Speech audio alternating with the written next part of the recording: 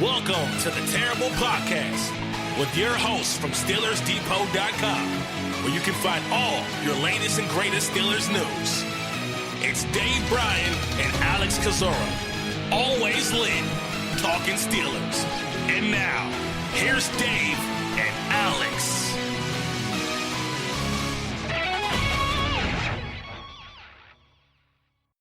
Welcome to the Terrible Podcast, Season 10, Episode 75. He's Dave Bryan, Alex Kozora, SteelersDepot.com. Thanks for being with us this Monday morning. Steelers Nation. Dave, the 2019 football season has ended, and the Kansas City Chiefs are your Super Bowl champions, scoring 21 points in the fourth quarter to defeat, I shouldn't say an upset, but just a comeback victory over the 49ers, 31-20. Patrick Mahomes is your MVP. So, great game, and happy for the Chiefs. Yeah, look, I thought it was an entertaining game for sure.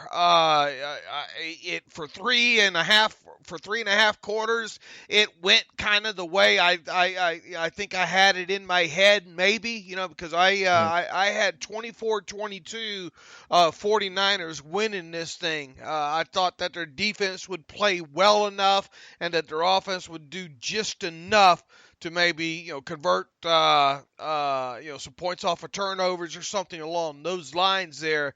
And for 3.5 quarters, they didn't do bad. You have a 10-point lead there with 7 minutes left. And you have a Chiefs offense facing a 3rd and 15. And, boy, wonder what I haven't gone back and looked what the probability charts show about that point. But, yeah, you have to think that you're in pretty good shape, right? I think it was 85% 49ers chance to win. Was it? That wouldn't surprise me, at that point in the game. Because, boy, if the Chiefs don't convert on that play, do they go for it? I guess it depends on how much they gain on third down there. But what a huge play, huge turning point, that deep pass to Tyreek Hill. And, right before that happened, I put on Twitter machine, boy, they got to find a way finally to get Tyreek Hill open down the field for a big chunk play, because they hadn't had it up until that point. I think they had didn't they have just like one explosive play up until that point there. So, what a huge turning point that play was. And, of course, they went on down and scored. And then the 49ers, 49ers couldn't do anything at that point. And boy, that thing just got away from the 49ers ultra quickly. The Chiefs obviously scored 21 unanswered points in those final, I wouldn't even say 7 minutes, because it took them a couple of minutes after getting that big play to Tyreek Hill before they actually got into the end zone on that 1-yard pass to Travis Kelce there. But look, this is a Chiefs team that's overcome deficits throughout the playoffs here. And when you have I didn't think either quarterback played all that great. You probably agree with that. But boy, Patrick Mahomes in that fourth quarter, especially in the final 7 minutes, that's when he turned it on, and that's all it took at that point. I think when we talk about Patrick Mahomes, we talk about a lot of the just wow traits, whether that's his mobility, ability to keep the play alive, his arm strength, ability to throw off platform and just make those kind of crazy plays. But honestly, the most impressive trait with Patrick Mahomes might be his mental toughness, because every game this postseason, this team's been down. They were down 24-0 against the Texans. And they're the Super Bowl champions. Like, that just should not happen. They were down, against 10 against the Titans, and they were down 10 after 3 quarters in this game, and Mahomes was not playing well. So ability to kind of rally, stay the course, and make those clutch plays, and obviously football's biggest moments is really impressive. And so mental toughness for, 24 years old, his third year, that might be his most impressive trait of a litany of impressive traits for Patrick Mahomes. And he's going to get better at some of the other things like reading defenses. That's the scary part. The things that he's not good at are kind of things non-physically related, obviously some of his, what's the word I'm trying to look at? So, some of his other physical qualities, he'll get sharper and make less kind of physical mistakes and all like that. But, he's just now scratching the surface, I think, as a good quarterback mind. Mm-hmm. And obviously he's going to probably start improving in that area as well too. But you want to talk about a guy that can go off schedule, and how many times have we talked about that this past year, being able to get outside the pocket. Boy, a couple of those things, him using his legs, and he just did outrun a couple of defenders on the edge for some pretty meaningful yardage there with his legs, and the ability to do that's just one other characteristic or trait that he has that just kind of sets him apart from some of these other quarterbacks there. So I think right now if you're building the perfect NFL quarterback for the 2020s, you have to take a lot of what he does and put it into that prototype there, because this isn't just your Terry Bradshaw stand in the pocket, 1970s throw it deep football anymore. You got to do a lot more than that. You got to be able to make plays after they break down, a la Ben Roethlisberger, type. But yeah, I mean, he's gonna be tough to beat this next decade. That's for sure. Yeah, him and Lamar going to really be trying to take charge of the AFC for the next decade. The other thought I had in this game as a Steelers fan was just watching the creativity of both these offenses. And granted, things kind of went sideways for Shanahan in the second half. The second half of Super Bowl has not been very kind to Kyle Shanahan the last 5 years or so. But just watching the creativity, granted, they're better offenses, better quarterbacks. You got 2 weeks to plan for this thing. But, the 49ers ability to get receivers in the run game, a lot of motion, helping out Jimmy G. Andy Reid, his low red zone goal line calls were excellent. I mean, he busted out the single wing. They're pulling stuff from 1949 Rose Bowl in this spinning fullback play, the single wing look. So just made me very jealous of the creativity that both offenses showed, the ability to really just kind of throw every different look at an opposing defense. What about the play action, man? Yeah, I mean, that too. It's just something we don't see a lot of with the Steelers. Look, we've talked since Matt Canada was hired, and how we kind of hope that have an influx back of some good window dressing, some good pre-snap motion. Whether you use it or not, that's you want to get the eyes moving. You want to get the defenders thinking too much, because if they think too much, they're probably not going to react. And if you can have a player not react instinctually, that half a second can be a difference in a running back going 20 yards, that kind of thing. And just to play action alone, you don't need to have a great running game for play action to work. I think that's one thing that the nerds have been able to prove over the years, that play action works all on its own. And it's true. I mean, I think you saw certain plays in the Super Bowl where that play action just freezes or holds those linebackers a half second, holds that safety kind of a half second there, and it makes all the difference. And why in the heck the Steelers don't use more play action? I just don't understand, and it'll be interesting to see if that kind of changes.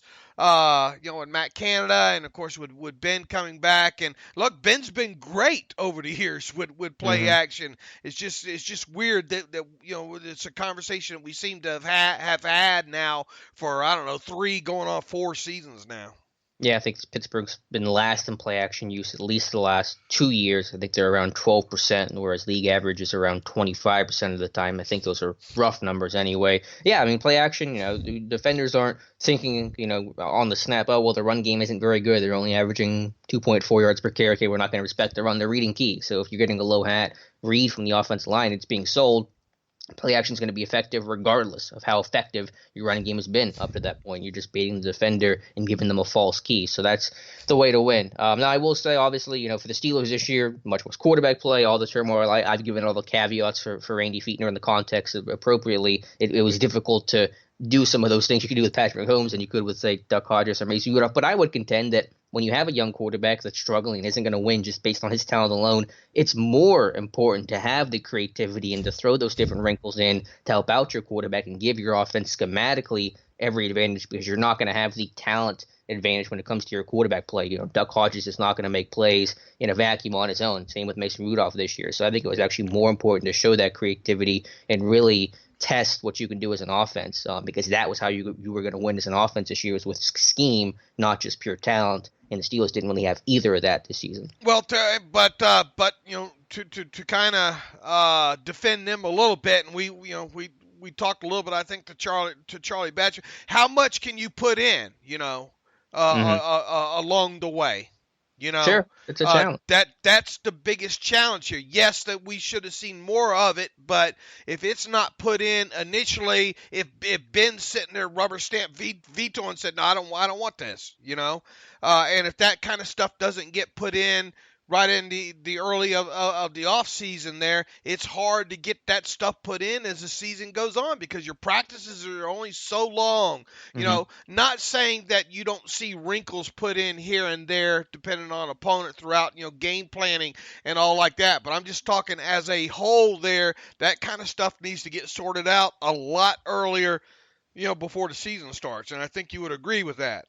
I do. It is a challenge, but I don't think you can wave a white flag, and not be able to add things. I mean, this team did add things during the season. They did change things. They did have an infusion of Wildcats, which they weren't doing that much in preseason or off-season stuff that they had to introduce mid-season. So just about what do you want to dedicate your time to in practice. And I think, I'm not asking for them to be, the 49ers to a T or the Chiefs to a T. I mean, those things are almost unattainable, but I think you can add some more pre-snap motion. I think you can add some different wrinkles and different looks, and at least just have some better go-to type plays. Like in the low red zone, Andy Reid, he had his plays. Like he had 5 plays, all perfect, all effective. I mean, in the red zone this year, what were the Steelers' go-to plays? On third down this year, what were the Steelers' go-to money plays? They didn't have anything, and that was my biggest problem. Yeah, and look, I mean, the swapping of the quarterbacks between Rudolph and Hodges obviously didn't help things, Mm-hmm. Sure, like I said, on a week-to-week basis as well, too. Yeah, I mean, like I said, a lot of context. The most difficult year, really tough year for an OC. I get that, but I don't think you can use that as a blanket excuse and say, well, they had a lot of injuries, so we'll give the coaching staff a total pass. I don't think that's how they look at it. It's not how I look at it. No, I think, though, that not putting in a lot of that stuff early, though, was played a big part in that.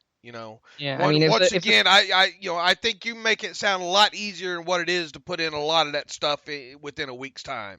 Well, I mean, if the Chiefs can go to 1949 to add in their money plays, I think the Steelers can be a little more creative than the static, uninspiring offense that they had week in, week out. Yeah, but we don't know how. They also had 2 weeks ahead of the Super Bowl to do that, though, too. Yeah, well, the Steelers had a bye week this year. They had 2 weeks to adjust, and some minor adjustments. But I'm just saying, I mean, obviously it could have been better. And that's why, again, I know it's difficult. I know it's hard to do. I'm not expecting this offense to be anything better than even average this year. I just think they left some meat in the bone. And I just want to. It's just funny to see the level of creativity by these coaches who have done it all year. I mean, they've been doing it, since the word go, compared to what we've seen from Pittsburgh, and not even just this year, but in past years too.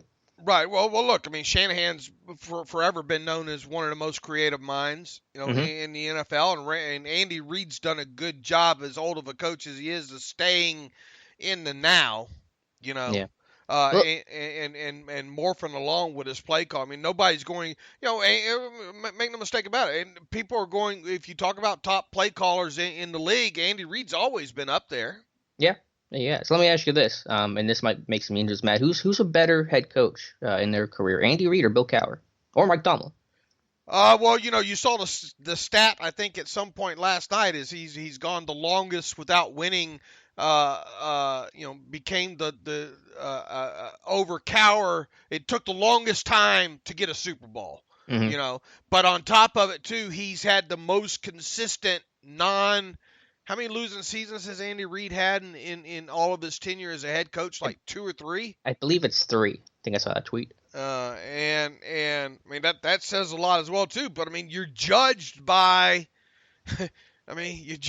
championships, right? I mean, most of the times, that's why I was a little bit kind of shocked that Bill Cowher got into the Pro Football Hall of Fame this year. To be quite honest with you, Yeah. Because of the fact that, man, just one championship, one Super Bowl championship in all this time, in the NFL. I not saying that he wasn't deserving down the road or wouldn't be deserving down the road and potentially getting in the Hall of Fame. I just didn't see that coming this year. Yeah. You think Reid joins Cowher in the Hall one day? I think so now. Yeah. Well, now he's got a Super Bowl underneath his belt. I think it'll be hard to keep him out. Yeah. I don't know if he'll get in as quick as maybe Cowher did. I don't know. Cowher's been out of game though for quite a while Yeah. now. So. Yeah. And Cowher obviously had to get in with the whole centennial thing, which was Right. something that's not going to happen likely when Reid's up for Hall of Fame bid. I don't know. Obviously, if Reid can back to back this thing, he'll certainly Sure. Okay. certainly help his chances. He didn't hurt him yesterday. I'll tell you that. Yeah. I think he gets in. It might take a little bit of a wait, but I think he gets in. Right. Now, I'm not sure I'll live long enough to see it, but I don't know. Speaking of Hall of Fame, that's a good segue into the biggest Steelers news of the week. One other thing, Go ahead. going back to the game there, Jimmy, look, they had a chance. The 49ers had a chance at that thing, especially late. I mean, if he, and that's another thing, I think by going back and how they had set up a couple of things, I knew that deep shot for Sanders was coming. Mm-hmm. I just didn't, and that's another thing I put on Twitter. I thought they were going to have to home run one to Emmanuel Sanders, maybe similar to I think a play they ran earlier in the game there, and he was open. Yep. Good quarterbacks have got to make those throws. Those throws, making those kind of throws, are what separates the good, and the great, quarterbacks there, and. He obviously did not make that throw. His couple of his, at least one that first interception of his was just, oh boy, Yeah. kind of bad there. And I didn't like kind of the body language or the message Shanahan was sending there late in the first half, right? I mean, Yeah. What was Devlin Hodges back there all of a sudden? I understood him being conservative because if it doesn't work and the Chiefs get the ball with 3 timeouts and time to work with, that could have been a problem. Yeah, but you're sacrificing a possession, and at that point you were running the football, okay, and he outside of the interception, I didn't think he was awful up at that point throwing the football. But look, I mean, we knew going into this game he was going to need to attempt more than 8 passes or whatever it was that he had the last time there. And for the most part, I thought Jimmy Garoppolo made some good throws. Yeah. Was the end of the first half the one with the Kittle that was called PI? Was that when that happened? What a great throw that was. Yeah. So, I mean, they did try to get aggressive, and then it just got called for PI, and Right. That obviously changed the complexion of the game. Right, and look, I mean, I thought that was a great call, as far as the offensive pass interference on Kittle, but I don't hate him for it either, because those are little. How many times does that get called by a tight end? Not often. And once again, I don't disagree with the call. It's just he got caught, and we see that quite a bit. Then on the flip side, going back to the late throw from Mahomes to Sammy Watkins, that play call, man. You go back, that was a kind of a similar play that Sherman got beat on against who was it? Packers. Devontae Adams, yeah. Against the Packers, and just goes to show you sometimes studying the tape and knowing when to take the certain shots there are key. And Sammy Watkins, look, Richard Sherman, one of the best cornerbacks still in the game, but he's never has been a very great man guy, right? He's been more of an off guy, but the inside release there and let the receiver stack him a little bit and get on top of him, and it was all she wrote at that point. But the quarterback still has to make the throw, and Patrick Mahomes did. Now, as far, I think we learned, that 49ers running game is great and all, but it's just you got to have more than that. You got to have more than that. Obviously we hope as Steelers fans that the Steelers are able to run the ball better, more consistently in 2020, but it's just there's not going to be many games where Roethlisberger's only throwing the football 18 times. Mm-hmm. Yeah, this isn't 2004, 2005 Ben Roethlisberger. I will say on the Manny Sanders play, yeah, Garoppolo's got to throw that one a little more accurately. But how does Sanders not die for that ball? Like, this is the Super Bowl. This is to win the Super Bowl. He pulled up at the end of that route at the last three steps, and I'm not saying he's going to catch it, but you got to go all out for that one, dude. You can't pull up on that play. Yeah, I thought he had a little bit of winded maybe on the back end of that as well too. I mean, it was still there. I don't think he gets it if he dives for it, Mm-hmm. but yeah, I mean, look, that's the throw you got to have on both Yep. ends. You know. And then has Darrelle Revis clapped back at Richard Ooh. Sherman, or has that happened today? I haven't checked. I don't know. He was asking how he should. He sent a tweet out last night, Oh, something to the effect of, you know, are you waiting for me to fire fire the next one off here or whatnot? So, but yeah, look, I mean, hey, is that it? Is that it for Richard Sherman? Maybe. Yeah, I mean, he had a great year though. I don't want to lose sight of that. I mean, I don't know what's in his heart right now, but it was just big picture. Just as a football fan, it was just a fun Super Bowl, especially compared to last year's game, which was pretty dry even for the hardcore football fans like you and I. This year was exciting, start to finish. Just great environment, good stuff all around. And I thought overall the two best teams were there in the end. You know, that 49ers defense is something. If they can get, once again, if they had a little bit better quarterback play last night, and if their defense holds on that 3rd and 15, you know, a couple of ifs in there. But, boy, Joey Bosa was all over Eric Fisher in that game. I mean, not Joey. Looked like Joey. Nick Bosa was all over Eric Fisher in that game. But the problem was it just seemed like he was maybe the only one. You know, from a consistent pass game pressure standpoint, he was the one sticking out consistently. If they would have got a little bit more consistent pressure, I think would have been a little bit different. But once again, you know, as we talked earlier, Mahomes did a great job of escaping that pressure and getting even around the ends and using his feet to gain 8, 9, 11 yards on a few of those. Yeah, they've really invested in that defense heavily when it comes to the draft. Ton of first-round picks, whether that's Bosa or Buckner or Armstead. How about Fred Warner being a third-round gem, making that interception, which was kind of an easy play, but kind of baited Mahomes into that one. Yeah, I mean, they're going to be back. They're a talented team. They're a young team. Garoppolo's going to get better. Shannon's going to get better. They're well-built. I don't think they're losing any major pieces in free agency, so they're going to be back in a similar place next season. Yeah, I agree. And, of course, obviously expect the Chiefs to compete still, you know, on the AFC side. Yeah, and expect the Steelers to compete too. I mean, every expectation this team can come in and compete with Ben. I mean, some people have made the comparison. I think it's happy that the Steelers will kind of be the 49ers of 2020, where you got their franchise quarterback coming back and a defense that's going to play really well. And, you know, maybe you won't get the same run game to that extent, but a better run game. And there's some parallels between the 49ers of 2019 and the Steelers potentially of 2020. Well, we expect the defense to not drop off much, if any, you know. Mm-hmm. And obviously a return of a healthy, you know, Roethlisberger, and you know, you would think that would help the ground game as well too, to some degree, you know. So you know, you got the you know, Deontay Johnson another year into this thing. You got a healthy, or at least you hope a healthy Juju Smith-Schuster coming back for 16 games, another year season for James Washington. And, you know, yeah, the offense should be better. To what degree, we're going to find out. That's for sure. Mm-hmm.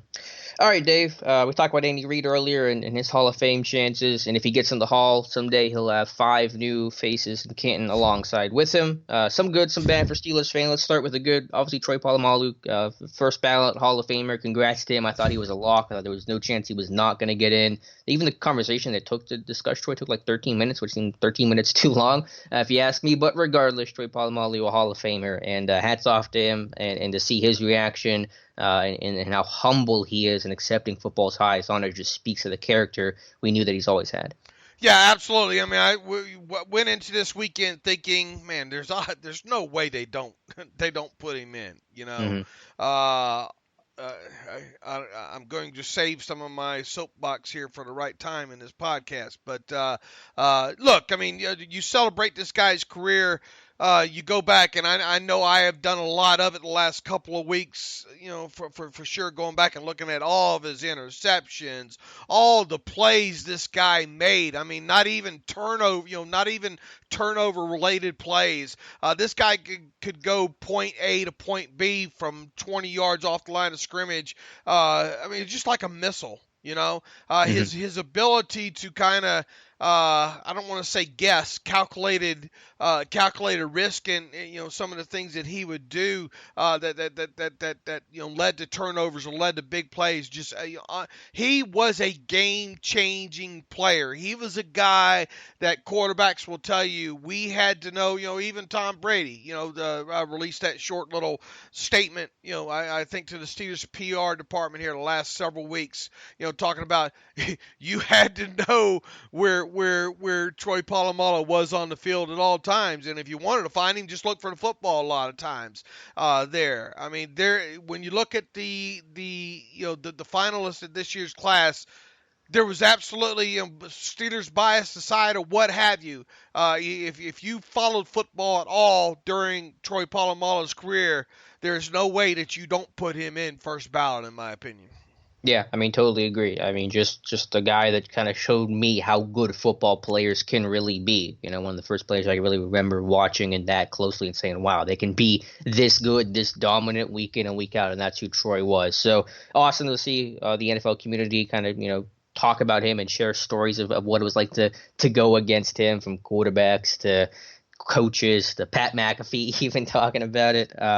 Just awesome for him. And then, I don't know how much it means, but just to hear Troy talk about the organization and his teammates and his experience in Pittsburgh really gives me optimism that any iciness that existed between Troy and the team will be bridged, and when he is inducted, the team will be there in full support of him.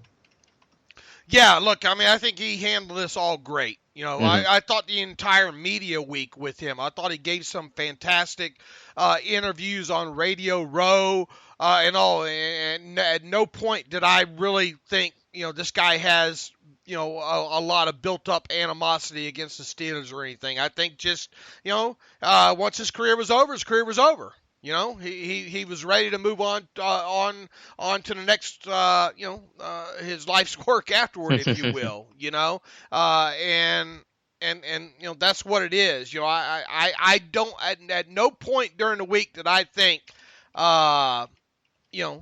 Troy has some deep harbored, animosity against the Steelers. Yeah, but there clearly was some sort of, like I said, iciness between the two sides. I'm sure to some degree, the way his contract and all went down. Mm-hmm. He wasn't ready for his football career, I don't think, to end. I think he wanted one more season in Tennessee with Dick LeBeau, Right. But I think he's put a lot of that past him now. Mm-hmm. Yeah, it feels like it. So really excited for that. And I know you're going to get in your soapbox for the next guy we're talking about with Alan Faneca, but I do have to note, and I'm kind of piecing this together because I woke up to your tweets about it, and I saw Peter King's tweet. So Peter King did not vote for Troy in the Hall, and correct me if I'm wrong here, he didn't vote for Troy because he knew Troy was a lock, so he was going to vote for other people instead. Is that his logic? Yeah. Yeah. Let me. So I get this right. Boy, you want to talk about already being mad, mm-hmm. and then waking up to this. He says, I think an explanation for the lack of vote for Polamalu on the final five is necessary. I believe he was one of the top 5 candidates this year, and I believe in voting for the best 5 candidates. All right. Okay. Well, no, yeah, you don't. There's no, where's the however, comma? You have to throw a but after that, then you got a problem. Yeah, he goes, but. Okay, I'm hearing a little bit of echo there. Maybe not now. Okay, but because I felt certain Polamalu would make it regardless of my vote, I decided. How many eyes are in here? Let's count out the eyes. I decided to vote for 3 players I felt were marginal after listening to the deliberations Atwater, Boselli, and Lynch. I don't feel great about doing that, honestly. Our jobs are, well, at least he's got the job description right here. Our jobs are to vote for the best 5, and I was totally on the fence about the 5th yeah vote had I marked down Polamalu. It still bothers me a little bit, you think? But I felt so strongly about the cases of Atwater, Baselli, and Lynch, who were exceedingly close in my eyes, that I wanted to vote for them, knowing that a vote not for Polamalu was not going to keep him out. I've done this a couple of times before, and I absolutely do not want to make it a habit. It just felt like the right thing to do this year. Boy, that first time I did cocaine, I didn't want to make it a habit, Alex. I just felt like it was the right thing to do. Boy, what a mess! What a mess of a paragraph that is. Not the way it's written, mind you, because Lord knows he knows how to write. You know, but Lord have mercy. How can you, of all people, of him, you know, to put this out there, it's mind blowing. All right, so basically he's saying, look, I knew Polamalu was going to get in. I would really like to see these other 3 guys, kind of marginal guys, here. Polamalu doesn't need my vote. Let's see if maybe I can game the system here. Yeah. All right, by not voting for him, and maybe my voting one of these other guys instead will be enough to push them over the top here, because I want them in. I'm going to bypass my job, which is to vote for the best 5. It's unimaginable, Alex. Yeah, I don't know why these voters have to make it about them. Your job is to vote the best 5. Bottom line, it's the easiest job description in the world in terms of understanding what you have to do. You vote for the best 5 that you think are worthy of it to get in. So he starts off by saying you vote for the best 5, but I'm not going to do that. That should be your first clue that, hey, maybe I'm in the wrong here. Then he says, I didn't feel too good about doing this. Next clue, Peter. You probably shouldn't be doing this. Then he says, I've done it a couple times before, but I don't want to make it a habit. Well, it's probably a habit, Peter. I don't know how many times that's been, but it sounds like more than once, more than twice. Okay, that's just stupid. I mean, could you imagine if every voter had that mentality with Troy and said, well, I won't vote for Troy. Peter's going to vote for Troy. I'm not going to vote for Troy. And then Troy doesn't get in. Could you imagine? And we don't know how many maybe did that. Yeah, I mean, I'm sure maybe others have in the past or now. I mean, I'm just saying if everyone had that mentality and just assumed that Troy's going to get in, then he wouldn't get any votes, and it would be the biggest black eye on the organization. So, wow, that is the stupidest paragraph. What is that Adam Sandler movie? Was it Billy Madison with the gif of, it's the stupidest thing you ever said, I award you no points, and may God have mercy on your soul? That's what it feels like. I mean, that's just a rambling mess from Peter King, and just very self-serving, very obnoxious, and very about me, as you said, all the eyes in that column, when it should be about the players getting their chance in the spotlight. Wow. Yeah, that just blew my mind. And then I got to find out what I did with this other paragraph or this other thing. Oh, here it is. I think the interest of full disclosure, I believe in publishing my ballot. The process works this way, blah, blah, blah. This year, because they wanted the exact 20 in when they decided the final 5, voted down to the final 5. Normally they all have to go yay or nay on the final 5. Okay. Well, they didn't do that this year. The final 5 was going to be the final 5 and did not need the final approval, if you will. Here he has the gall to write this. Let's see. Let me find a good starting point here. He says, 15 Centennial class winners. The board mandated that we would not vote yes or no on the final 5 as we usually do.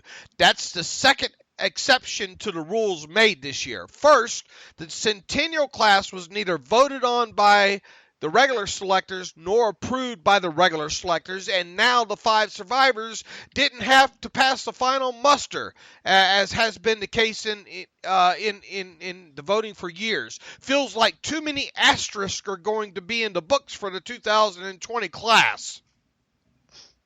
No one thinks about that last vote. They don't. That's not an asterisk. I don't even know what he's trying to say there. All of a sudden, oh well, we didn't improve all these. Our committee didn't improve all these guys, and now, hell, you guys don't even know how to freaking vote.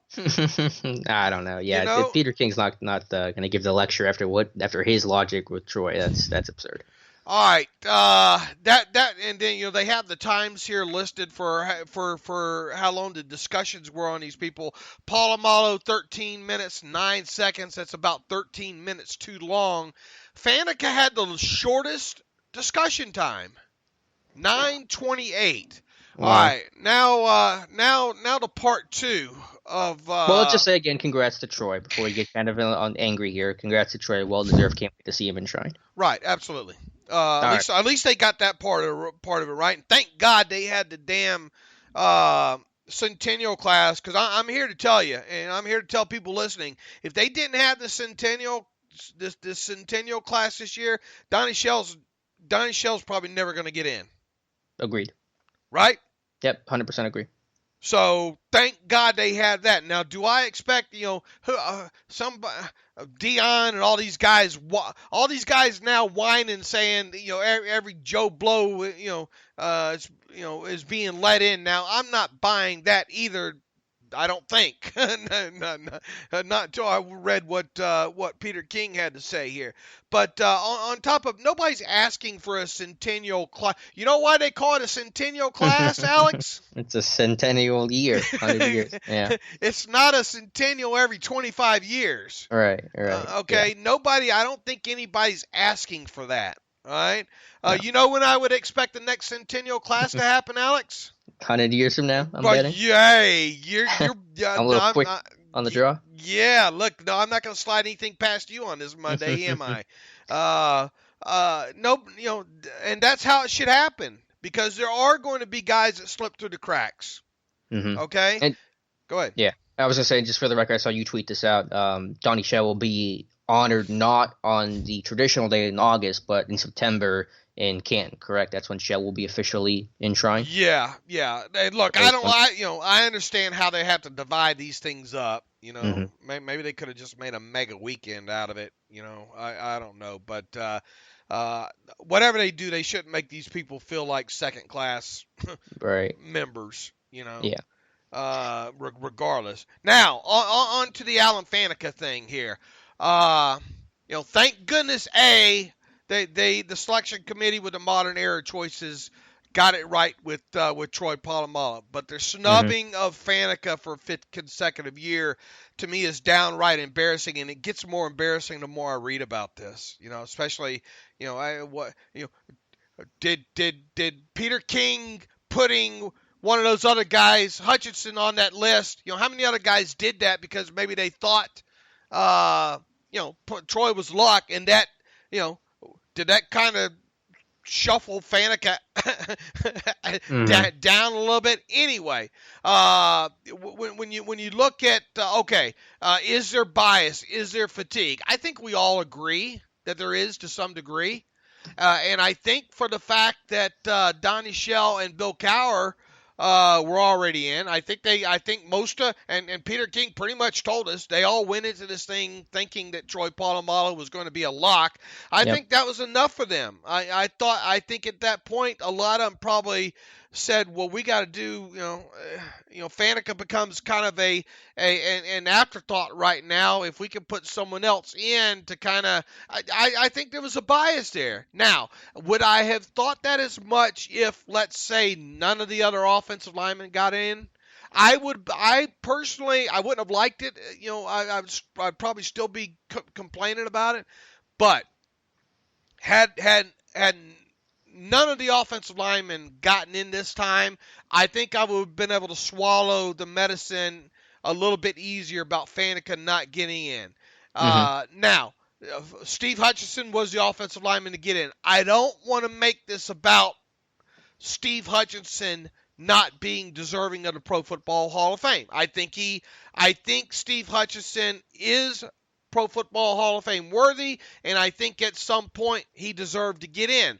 I do not, however, believe that Steve Hutchinson should have got in the Pro Football Hall of Fame ahead of Alan Faneca. Look, when you look at the seasons they played, Faneca played 13. Hutchinson played 12.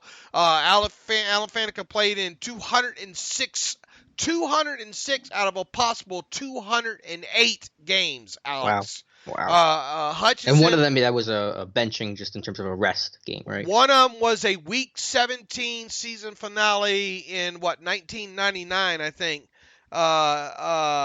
When was it here? So one game missed to injury in his entire No, it was the 2001 season finale against the Browns because the Steelers had it locked up. Right. All right. The other game that he missed was in, I think, his sophomore season, the Week 4 game against the Jacksonville Jaguars due to an ankle injury that had bothered him. Got it. All right. So he missed 2 games, one due to injury throughout his entire career.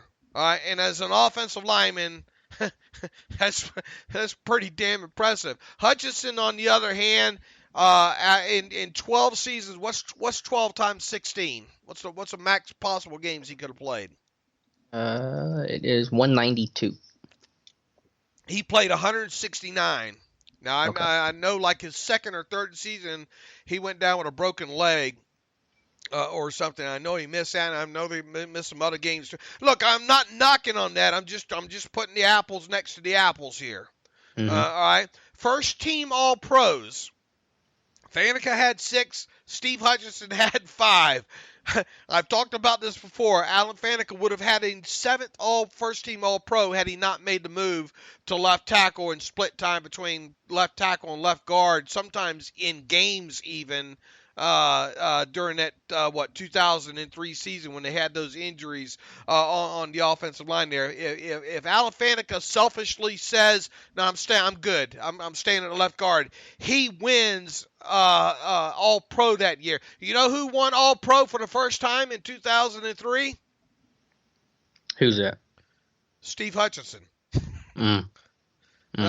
Because Alan, probably because Alan Faneca got second team that year. Right. Alan Faneca, however, I went and looked. Look, I don't play around when it comes to this stuff. I dive deep into it there. You go back and you look at the voting results overall. When that 2003 year, Faneca actually received 1 vote for left tackle, first team All Pro that year.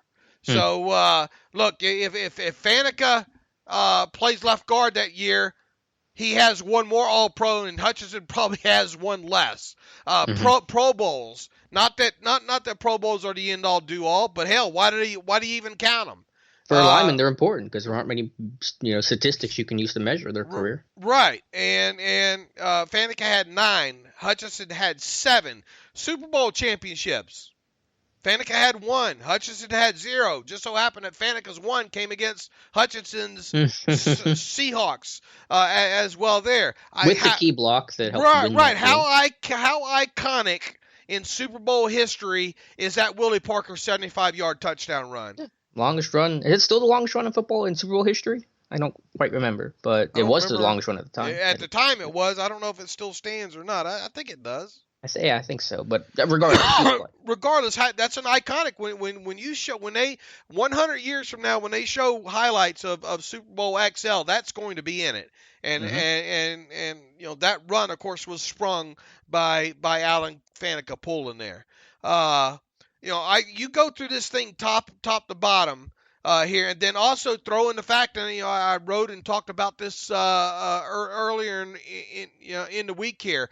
According to Pro Football Reference, there are currently 2 Hall of Fame eligible players not enshrined in Canton that were named first team All Pro 6 or more times during their NFL careers.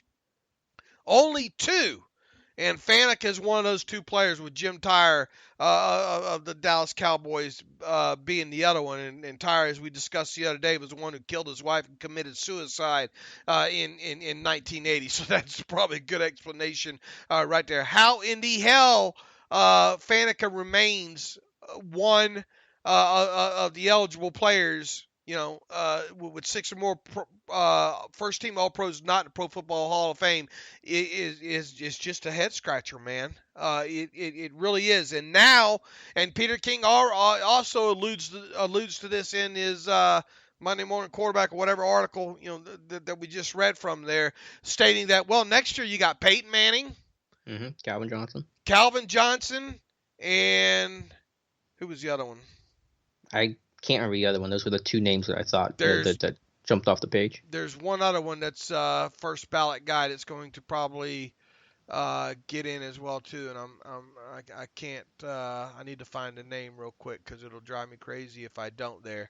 But in short, you got 3 guys that are probably Charles Woodson. There it is, Charles Woodson. Right. I mean, how do you keep Charles Woodson out?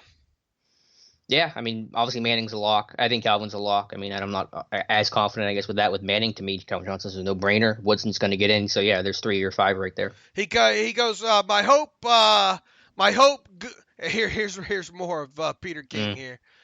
Just unbelievable here, man.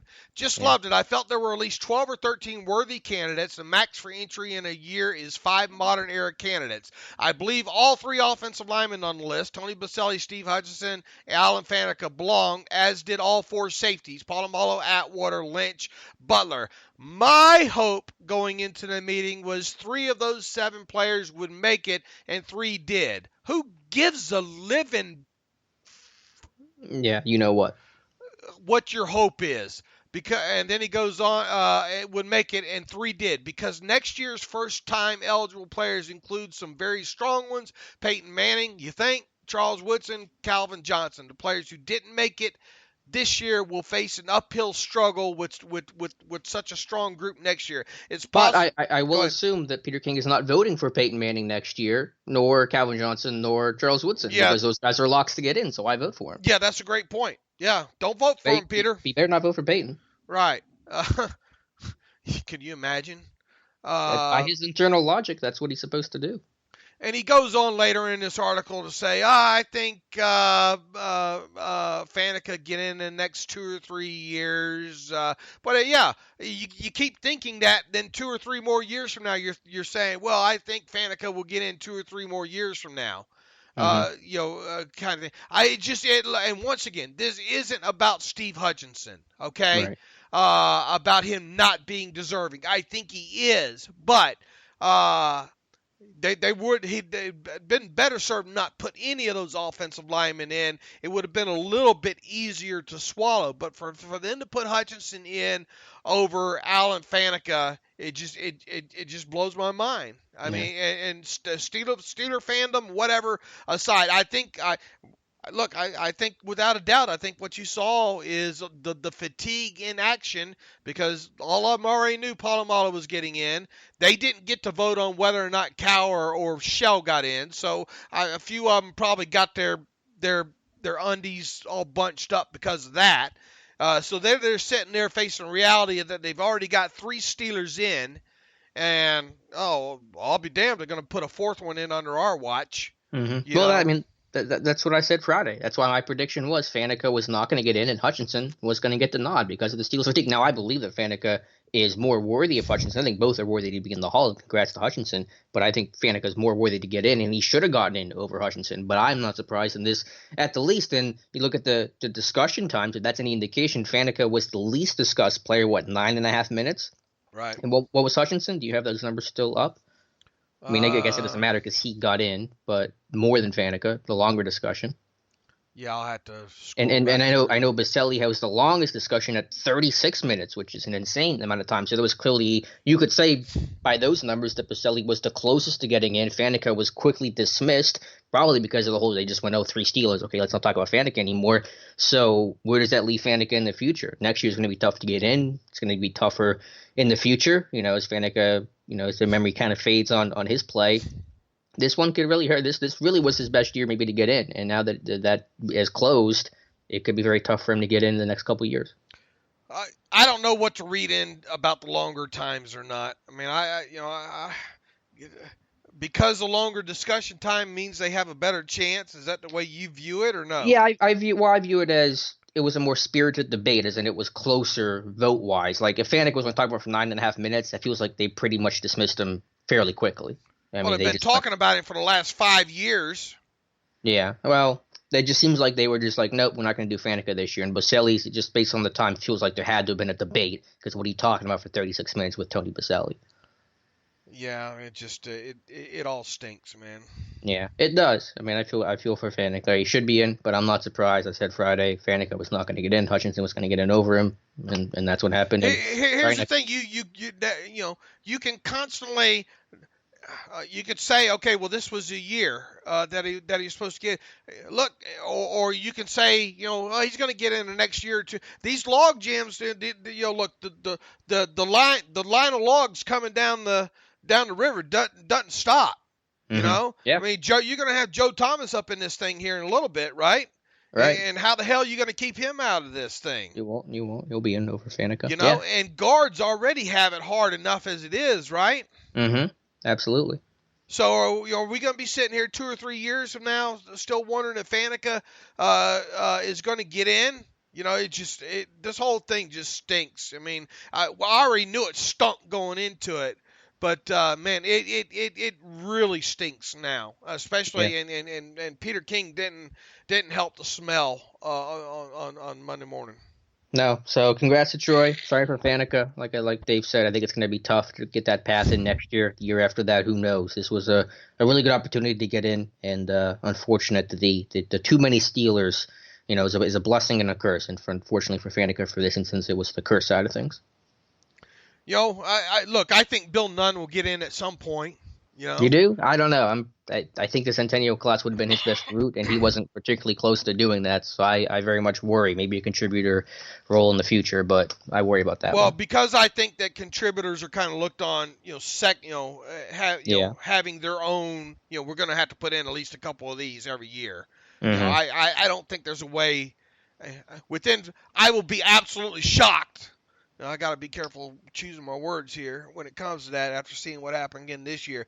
But within 5 years, really shorter than that, I would expect none in because, they're going to try to put in a couple of contributors every year. Mm-hmm. Now, if we're talking about him just being a modern era guy or whatnot, that won't and having to fight, fight that battle, that's one thing, Yeah. But I think, I'm less concerned about him right now than I am Faneca. I really deep down inside I thought Faneca was going to get in. I thought they would do the right thing and look past them not having a say in the Centennial class and all like that. And when you look at the other offensive linemen, you just look at a list, as a whole. I thought Faneca would get in. I thought for sure Faneca, if Faneca didn't get in, I didn't expect any offensive linemen to get in. Put it to you that way. Yeah. And what'd you think about Edgerrin James getting in? Yeah, it surprised me a little bit. All worthy. So congrats to him. But that one maybe was my biggest surprise in terms of guys that got in. What'd you think of the other selections? Atwater. Yeah, Atwater. I just didn't know a ton about Atwater just because I didn't grow up watching him. I had Bruce, I had Hutchinson in terms of the guys I thought would get in. Troy, obviously. So Edge and Atwater, I guess, were the two I didn't predict and didn't see coming. All right, Dave. I hate to spend so much time on that, but that's our job to kind of talk. Look, I'm the same guy that'll tell you right now that I don't think Hines Ward belongs in the Pro Football Hall of Fame. Mm-hmm. Okay, yeah. So you do this stuff long enough, and you've done it long enough now too. Look, I'm a much different. I look at things a lot differently than I did when I first started writing and blogging 12 years ago, because I learned real quick you've got to be as objective as possible. It's okay to have your fan side come out in this stuff, writing and podcast, because after all, that's why we do this. Our passion for the team is what's kind of led to us kind of both doing this. But if you're going to do this and you're going to do it properly, you have to have the level of objectivity there like none other, and we do. And there was one point, though, right when I first started, getting, blogging and doing what I do now, where, your bias is a little bit too strong. And at one point, I think I've even written that in the past, that I thought Hines Ward belonged in the Pro Football Hall of Fame. But the more you objectively take a step back and look at this, I don't think he does. And I'll probably get some hate mail about that. And I really think that I think you've made similar statements along the lines. I'm not saying he's never going to get in, but it might be a situation where he's waiting another, 10, 15 years, Yeah, I don't think he ever gets in. I'll just say, I don't think it's ever going to happen. I wouldn't be surprised if but look, when Faneca was, you can't talk about guards of the 80s and 90s, or 90s. The 80s. I mean, not 80s. 90s and the aught years without talking about Al Faneca, Sure. Yeah, the voters' job was to vote the best 5 in, and I think they failed at that. And I think they've admitted to failing at that, at least Peter King has, and that's disappointing. All right, Dave. One other quick note here for guys that did not take home any hardware. TJ Watt did not win Defensive Player of the Year. Came in third place, 10 votes behind Stephon Gilmore of the Patriots with 21, and Chandler Jones of Arizona with 14. So I thought it was going to come down to Watt or Gilmore. Ultimately, it goes with Gilmore, which best cornerback in a year where his team makes the playoffs. And the Patriot, not shocked by it. Watt would have been my vote, but comes in third place. Yeah, look, I'm not. I didn't clutch my pearls. Same.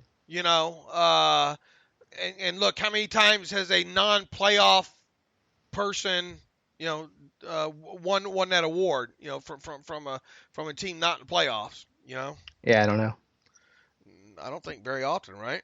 Right. I mean, Gilmore was the only playoff, only candidate on a playoff team, I think, in that voting. So not that should be the end all do all. I'm just stating. Yeah. No, I get your point. How history is played into that kind of stuff there. And look, if we were just talking about a 2-man race here, you'd have probably a little bit better argument. But I mean, it's quite obvious that Chandler Jones was in the mix here. And finished second as well too. So, how much did being on a playoff team sway it? Probably quite a bit. Now, if you look at if you were to break down these players' contributions play by play throughout the whole season, you could build a pretty damn good case for TJ Watt. I think the guy, the farther you get away from that line, I don't want to say the less significant you are, but I mean, it's not like you're involved in every play, Yeah. That kind of thing there. Look, Gilmore is a fantastic corner and all, but also how much should that have that last game against Miami played into this too? I mean, are you deciding your vote well before that game? Because make no mistake about it, that Parker had a field day with Gilmore, right? Yeah, I mean, it's just one game. I mean, Watt had his down moments too. But anyway, like you said, I'm not gonna get too upset about it. I understand it, but I think Watt at some point in his career will take home a Defensive Player of the Year award. Yeah, you would think so. All right, Dave. Let's get to some of your emails here and close out the show. See what we have in the old inbox. All right, here. Also, by the way, while you do that, Devin Bush, Mike Tomlin both earned 2 votes for Rookie of the Year and Coach of the Year, respectively. Obviously, neither won. Nick Bosa and John Harbaugh took home the hardware for those things, but Bush and Tomlin, other Steelers, to earn votes in the NFL awards. Okay, let's see here. Kalen Clark writes in, listener question. Hi, guys. My name is Kalen, pronounced Kalen Clark. I'm a big fan of the show and have not missed an episode since I discovered this podcast back in 2015. Thanks for that. The following players, which between the two do you think will have a better or more productive 2020 season? James Washington or Deontay Johnson? Justin Lane or Marcus Allen? Tyson Alualu or Isaiah Buggs? Ola Adeni or Tuzar Skipper? So we got to choose between those. A quick free agency question: Who's getting more on the open market between Sean Davis and Artie Burns? Thank you both and everyone else at Steelers Depot for the hard work and providing us with hours of entertainment. All right, James Washington or Deontay Johnson? Deontay Johnson, because he'll be an every down player. I agree, Deontay Johnson. Justin Lane or Marcus Allen? Tough one, but Lane's going to make the team. Allen's questionable, so I'll lean Lane. I will too. Although if Marcus Allen does he's making it on special teams, just like Justin Right. Lane. Both those two could probably rival each other, on special teams. But just because Allen's probably not a lock, you have to go with Lane there. Tyson Alualu or Isaiah Buggs? That's a good question. Who's going to be more productive? Wow, that is a really good question. I'll say Buggs. I think he gets a couple sacks. And Alulu, I know he had one of his better years, but not as strong as a pass rusher. So I'll lean Isaiah Buggs. Yeah, and also I think, deep, if you're the Steelers organization, you're hoping Isaiah Buggs takes that next step, right? Mm-hmm, absolutely. And starting off before this past season, you would have probably placed a bet that Alualu 2019 would have been his final season. Well, he obviously played a lot better than that. He deserves to stay around, another season. But on the flip side, I think you're hoping that Buggs builds on the way he close out the season, Yep. And takes that next step. A Daney or Tuzar Skipper? Give me a Daney just because he's played, he's made the roster outright. Possible good competition, but I'll go with the guy that's played a little bit of football. Yeah, that's a pretty good coin flip right there. I mean, they obviously liked Skipper enough to get him circled back. Took a while to do it. Just answer it with a Toledo kid. That's how you should answer that. Yeah, I'm going to punt there on that. I think that's pretty wide open right there. I guess I'd lean. Look, I mean, we've seen Skipper do some nice things as a pass rusher. I'll be different. I'll lean to Skipper there. Right. Let's see who's getting more money on the open market between Davis and Artie Burns. Push comes to shove, and it's not going to be much of a difference between the two. Davis probably stands to earn a little bit more than Burns does. He should. I mean, who's had a better NFL career so far? It's Davis by a country mile. So I don't know how much more he's going to make, but he should make more than Artie Burns. All right. Let's see here. What else do we have? John Robb writes in from Virginia. Dave, with your cap genius, give me an unlikely scenario that would allow the Steelers to keep both Dupree and Hargrave. Love what you guys do. Keep up the great work. All right, you want an unlikely scenario? You part ways with Ben Roethlisberger.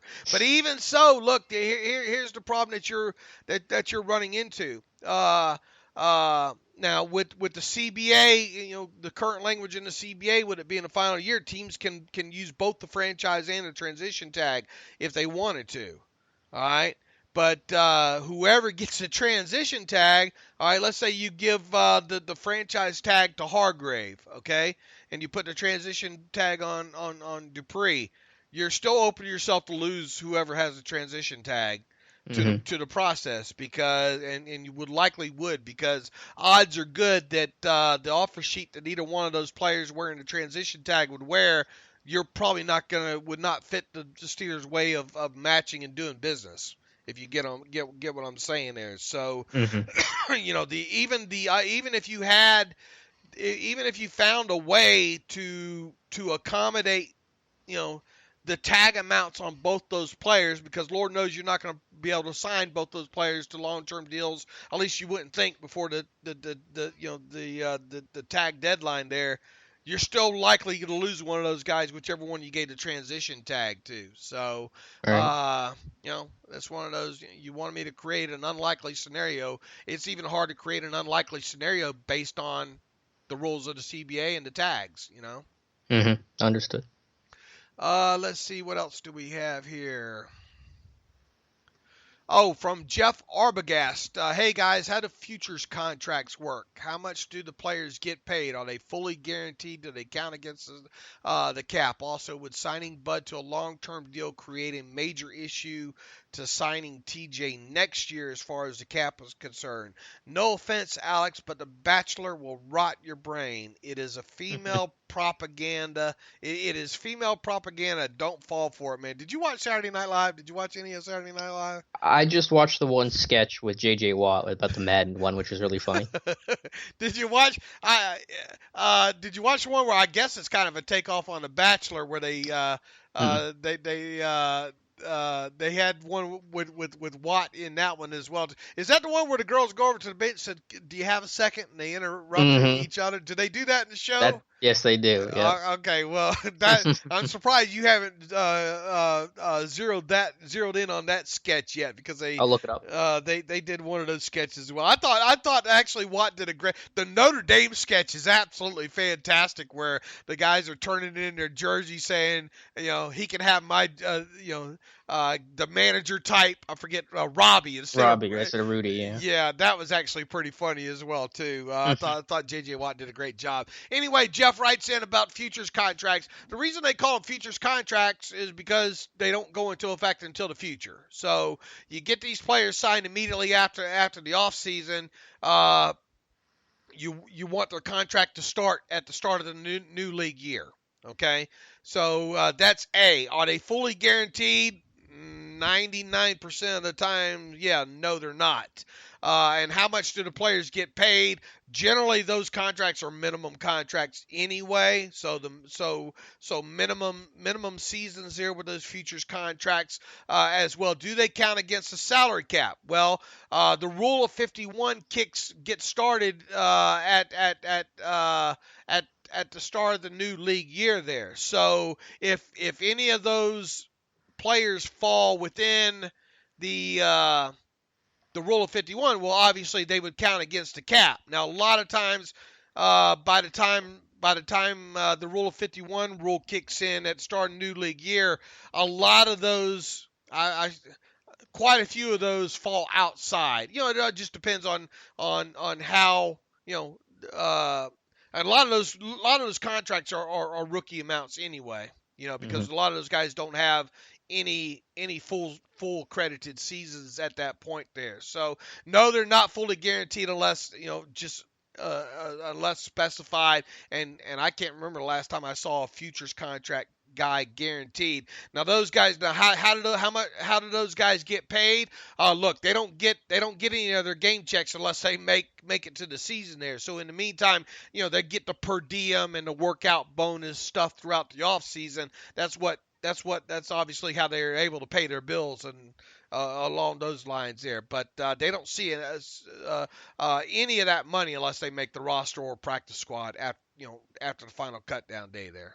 Yep. Good stuff. Thanks for that information. Let's see here. Thought I saw something else here. Chris Bragg writes in, David Knox, first time writer, long time listener. Welcome, Chris. Can't thank you enough for your continued great analysis all year long. You guys are the best in business. When you were talking about salary cap cuts a few weeks ago, it struck me that possibly losing Barron and others would leave us a little thin at middle linebacker. Any way you see the team addressing this in the draft? I haven't heard any talk of this. If not, what do you envision the plan depth-wise for the position if they make those cuts? I can't imagine them having money to sign any linebacker of value as we're up against that stingy cap. Appreciate you both greatly. Here's to many great years ahead. Thanks, Chris. Look, I mean, are you going to have a guy like Ulysses Gilbert take that next step forward? They're probably hoping and something along those lines. You've got who is the if they lose Matakevich, who was the one that took over? Robert Spillane. Right. Spillane would be a guy that could maybe be, I don't know, the fourth or fifth. If you carried 5 inside linebacker types, could they address a position in a draft? Yeah, they could. You would think that such a pick probably wouldn't come until round 5 or later, right? Yeah, it'd probably be their 6th or 7th round selection. Yeah, I think UG3 had an impressive rookie year before he went down with that back injury. I think it's reasonable to expect him to make the jump. He may address it with a late round draft pick, but I think you're pretty happy with Bush. Vince. Bush will be the every down player, in dime packages, I assume, which was what Barron was being used in 2019. And then UG3 as a number 3, I think is pretty decent. And you could potentially see them try to add a extremely cheap 27, 28-year-old guy, for the minimum during free agency to compete for a spot maybe. Have to be young enough to be able to give you some sort of special teams value, because that's just how the Steelers work when it comes to that. I mean, look, Barron wasn't going to be playing special teams. You could tell that by the amount of money and his age and the time in the league there. But this time around, if they are to sign a veteran inside linebacker type during free agency there, the kid's going to be 25, 26, 27, right around in there, going to have some special teams ability to him, and he's going to be uber cheap.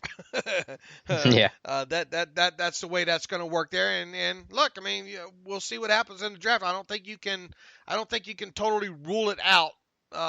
Them drafting an inside linebacker in the later rounds there. Chris Warren writes in, would you mind talking a bit about the corner position on the next podcast? I'm really pleased with both Hayden and Nelson, and Lord knows we deserve some good corner play. However, did we hit this? I think we hit this one on the last show. I think we hit this one. All right, I think that's got us caught up there, Alex. Anything else to add in the show?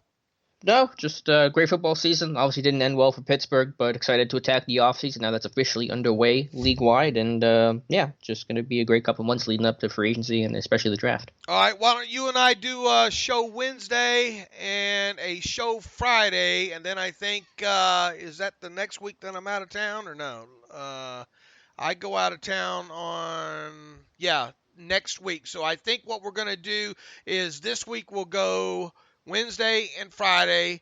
Next week we'll do a Monday show, and then that might be the only show we do for the week. Right, because you're going to be out of town. I'll be out of town. Then when we come back, we'll probably go back. We'll probably go to a Tuesday and Friday schedule. All right, sounds good. I'll talk to you on Wednesday. All right. In the meantime, you can follow me on Twitter at Steelers Depot. Follow Alex on Twitter at Alex_Kozora. Follow the show at Terrible Podcast. Email the show, theterriblepodcast@gmail.com. If you like what we do, want to donate to the cause, go to SteelersDepot.com and hit that donate button. End of the season. Thanks for everybody who donated either before the season or during the season. If you feel like you want to donate to the cause, please do so by going to SteelersDepot.com and hitting that donate button. Also, if you'd like an ad-free version of SteelersDepot.com, it's been real popular. Go to SteelersDepot.com, hit that ad-free button, and for $25 for one calendar year, you can have an ad-free version of the site there. So let's see. With that, Alex and I, as I said, will be back on Wednesday. So as always, thanks for listening to the Terrible Podcast with Dave and Alex.